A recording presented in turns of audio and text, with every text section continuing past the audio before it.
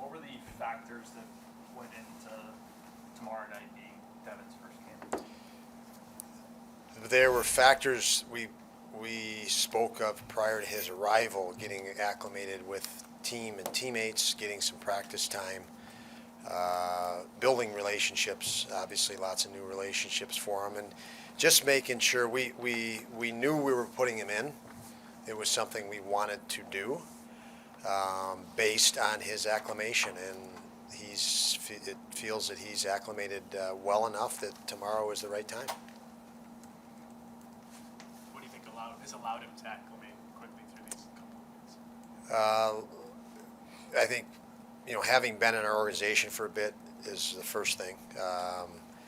Lots of communication before he got here, building some relationships before he got here through prospect camp.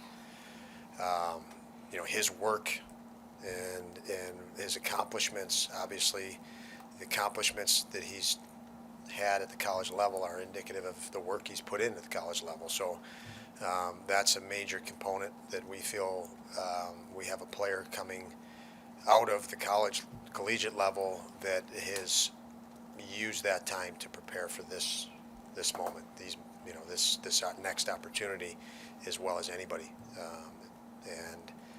So those and many other factors go into our comfort in putting him in sooner than later. It's a obviously talented offensive team you're going to put him in against, but you defended pretty well against them the last time. I mean, how much was it just more a case of he's going to get a full day, morning skate, not travel, then, well, it's New York, did the opponent not factor that much for that reason? I mean, I can't say it didn't factor because you're looking at it, and I don't know if it was a different opponent, if we might have said no, we'll wait a day or not. I'm not certain if that would have been the case, but you're thinking of the opponent, and I just, we feel that the bulk of the decision is based on him and him getting comfortable and acclimated. And so it happens to be the New York Rangers tomorrow, but sooner than later once you're acclimated, because he hasn't played for a while as well, and you don't want to not play him for an extended period of time if you don't have to. And we feel we don't have to at this point. He's had a couple of real good days of practice and several sessions on the ice.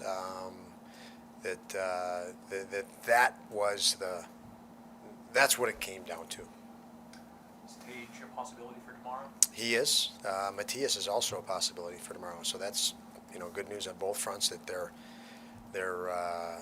they'll probably both. We'll see in the morning, but I'm thinking game time decision on either one of those guys. What about, is Jordan progressing? He is, and he's in that category as well. It'll be a decision tomorrow on him.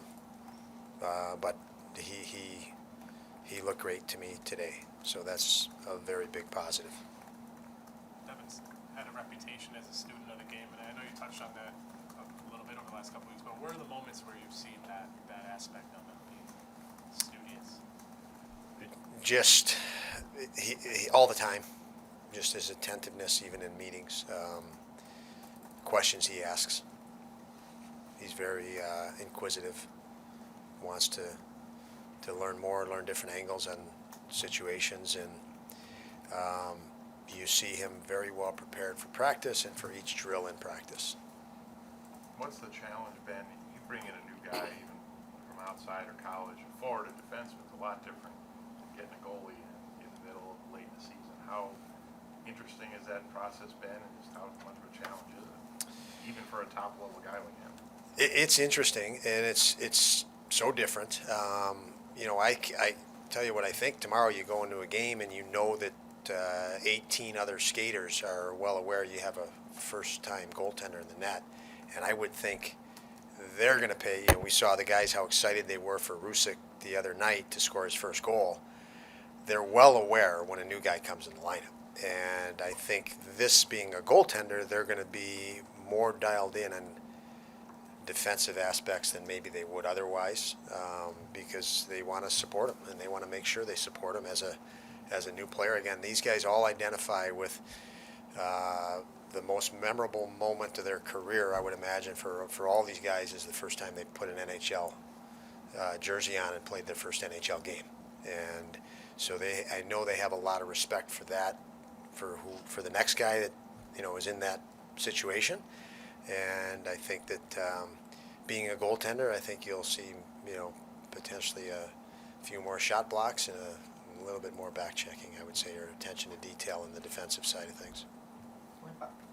How do you think the fan excitement and anticipation for Devin's first start will affect the club on the ice tomorrow? I think any fan excitement affects the club and the team in a very positive manner.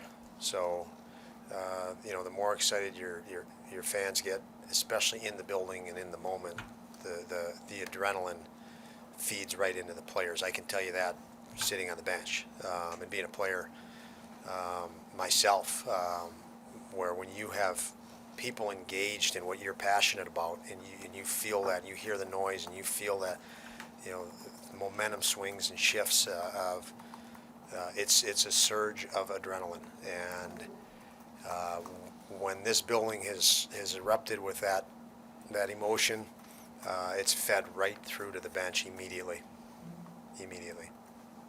On what ways was it beneficial to actually have a couple of practices? Oh, lots of ways.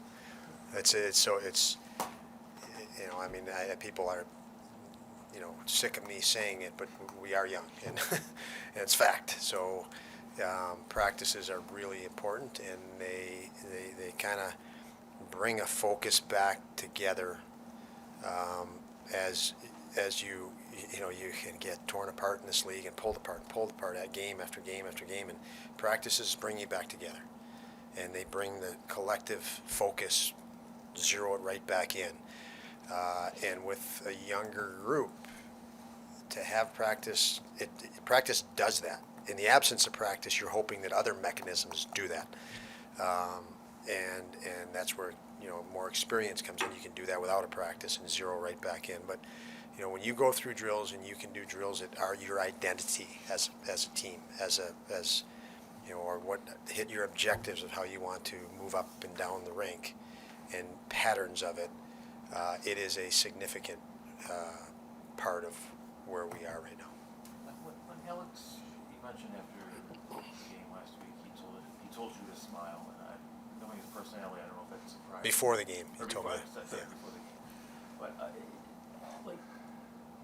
what does that illustrate to you? We all know his personality, but does that illustrate comfort to you? What does that, I guess, kind of show you about Alex? I guess. Well, I'm not easy on these guys. I know it's, you don't get to see that, but we drive these guys. We're demanding. I'm not going to sit here and throw somebody under the bus in a press conference, ever. But that doesn't mean we're not demanding on these guys. So when a player does feel that much comfort to approach you, that's good. I want them to approach me, but I also have to give them news and say, hey, sometimes you're not pulling your weight. And every guy's heard that from me. But that doesn't mean they can't be open and have some casual dialogue and fun with it when appropriate. And we weren't playing real well. Alex came back really early from an injury and shouldn't have been back, but he wanted to help us, so he played at whatever percentage he was healthy. And so when he came before the game and said, "Are you ready to smile today?" and it was that moment was when I knew, okay, he's no longer consumed by his own injury, that he can't play his game, that he can get out and he feels good about his game finally, to the point he can see the rest of it, and he sees me being grumpy. And he said, "Hey, you ready to smile today?" And that I knew, this guy's going to play tonight. He's going to be ready to go, because he feels good enough to almost joke around. You can't joke around when you're concerned with, I might not get my job done, because of, in Alex's case, he wasn't fully healthy, and so he couldn't do the things that he normally does. And so that was an indicator to me that, wow, he must feel really good. So yes, I did smile right after that comment.